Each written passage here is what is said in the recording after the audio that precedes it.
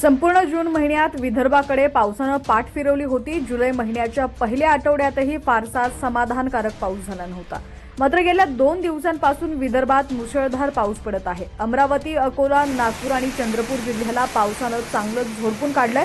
चंद्रपुरातील चिचपल्ली गावात ढगफुटी सदृश्य पाऊस झालाय, त्यामुळे गावातील तलाव फुटला असून अंदाजे 100 ते 150 घरांमध्ये पाणी शिरलंय। संपूर्ण गावालाच पुराच्या पाण्यानं वेढा टाकलाय, त्यामुळे नागरिकांचे मोठे हाल होत आहेत। धान्य आणि इतर साहित्यांचं मोठं नुकसान झाल्यानं अनेकांवरती उपासमारीची वेळ आली आहे। या ठिकाणची भयानक दृश्य तुम्ही पाहू शकता। चंद्रपूरमधील चिचपल्ली गावात ढगफुटी सदृश्य पाऊस झालाय। शेतकऱ्यांनी शेतीसाठी घरात आणून ठेवलेले खतं आणि बियाणेही पावसात भिजलेले आहेत। एकूणच शेतकऱ्यांचं मोठ्या प्रमाणात आर्थिक नुकसान झालंय। गावातील जवळपास 100 शेळ्या आणि इतर जनावरं पुराच्या पाण्यामुळे दगावलेली आहेत, त्यामुळे शासनानं मदत जाहीर करावी अशी मागणी नागरिक करत आहेत।